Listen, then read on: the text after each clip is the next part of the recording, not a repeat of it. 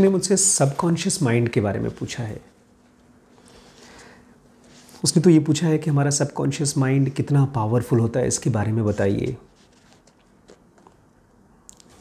लेकिन आपको पता है सबकॉन्शियस का एक और नाम है अनकॉन्शियस।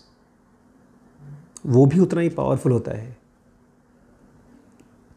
लेकिन ये पावर है क्या, और ये पावर हम यूज़ कर सकते हैं या हम इस पावर से यूज़ होते हैं?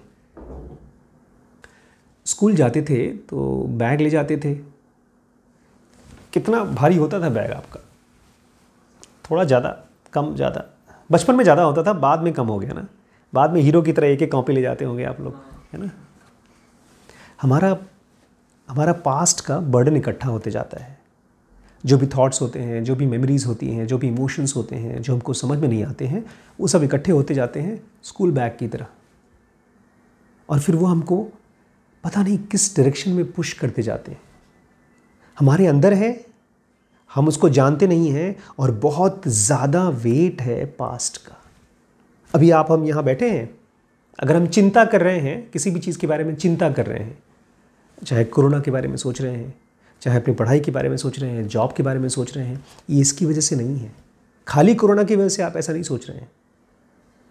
पास्ट का बर्डन है, ढेर सारा बैग भरा हुआ है। पीछे देखेंगे दिखेगा नहीं, क्योंकि ये बैग सर के अंदर है। सवाल ये पूछना पड़ेगा कि ये पास्ट का बर्डन, ये सबकॉन्शियस या अनकॉन्शियस का बर्डन हम कैसे पूरी तरह से साफ कर दें। जैसे कोई स्लेट, कोई दीवार गंदी होती है, वाइट बोर्ड होता है, उस पर लिखा होता है, उसको वाइप कर दिया जाता है। ऐसे ही क्या हम लोग अपने सबकॉन्शियस का, अनकॉन्शियस का, पास्ट का बर्डन साफ कर सकते हैं, क्लीन कर सकते हैं? और ऐसा भी नहीं कि आपको महीनों सालों लग जाएं। अपने आप से पूछिए, इसको मैं इमीडिएटली कैसे क्लियर कर सकता हूँ, एकदम साफ कैसे कर सकता हूँ, तुरंत।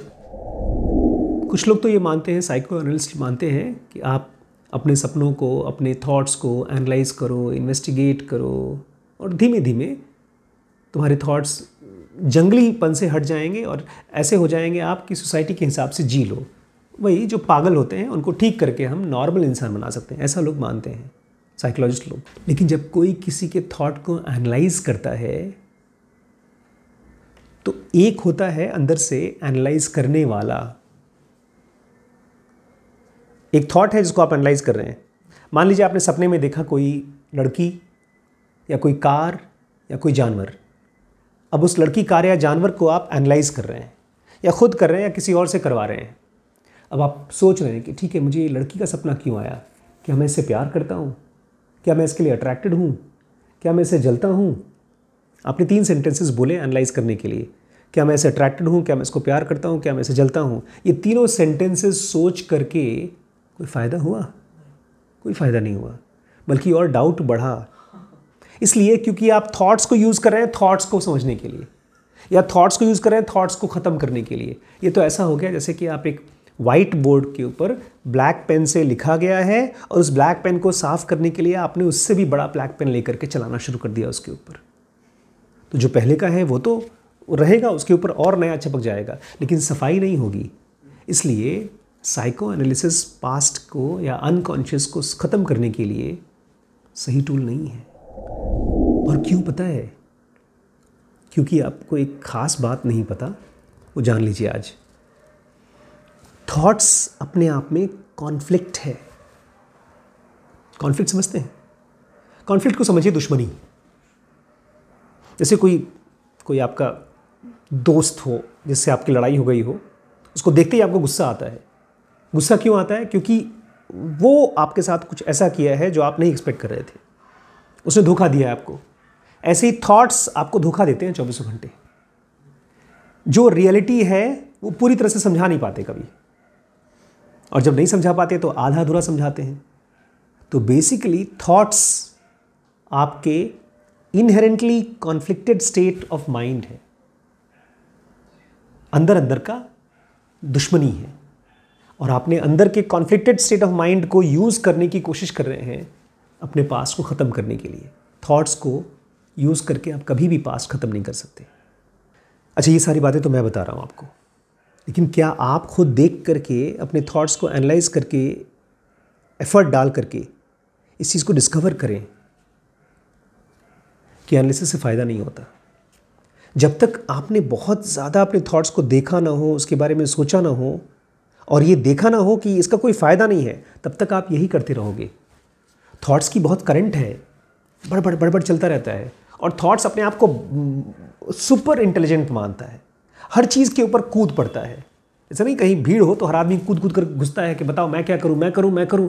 कहीं ऑपरेशन हो रहा है, अगर वो ऑपरेशन थिएटर खुला हो और मार्केट में हो तो सर्जन को हटाकर आदमी बोलेगा लाओ मैं कर देता हूं, मैं कर देता हूं। ऐसी थॉट्स की आदत है कि वो हर चीज़ में घुस करके अपनी ज़बरदस्ती की बुद्धि दिखाता है। लेकिन उसको आप कॉन्शियसली करके देखिए कि उसका कोई फ़ायदा नहीं है। जब भी आप अपने पास्ट को देखें, अपने सबकॉन्शियस को देखें, तो उसकी 3 क्वालिटीज़ आप तुरंत डिफ्रेंशिएट करके देखें। जैसे कागज़ है, कागज़ की एक क्वालिटी है कि बहुत ही कमज़ोर होती है, उसको आराम से फाड़ सकते हैं, उसको जला सकते हैं। ऐसे ही थॉट्स की एक ख़ास क्वालिटी है, बल्कि 3 क्वालिटी हैं। एक तो हमारे सारे थॉट्स में टाइम होता है। जैसे मैंने एक लड़की को देखा सपने में, मैंने कार देखा सपने में, उसमें टाइम है। टाइम समझते हैं? पास्ट। उसमें इंटरप्रिटेशन है। इंटरप्रिटेशन मतलब उसका कुछ मतलब बनाने की कोशिश है। लड़की है, लड़की का क्या मतलब है? कार है तो कार का क्या मतलब है? और तीसरी चीज़ मूवमेंट ऑफ थॉट है। जो भी थॉट चल रहा है वो अपने आप में स्टेडी चीज़ नहीं है, मूव करते हुए एक के बाद दूसरा थॉट आते रहता है। ये 3 चीज़ें अगर आप अपने थॉट्स की देख लेंगे तो आप सडनली उससे अलग हो जाएंगे। जैसे ही आपको ये दिख जाएगा ना, तुरंत आपने देखा और आपने देखा कि एनालिसिस से फ़ायदा नहीं होगा, तुरंत आप थॉट्स के साथ इन्वॉल्व होने के प्रोसेस से। पता है कोई चीज़ से हम फ्री कब होते हैं? आप देखिए अपनी लाइफ में, अपने घर में, अपने सामानों से आप फ्री कब होते हैं? जब उसका कोई यूज़ नहीं होता है। तो अगर आपको अपने सबकॉन्शियस से फ्री होना है तो कैसे फ्री होंगे? जब उसका कोई यूज़ ही नहीं होगा।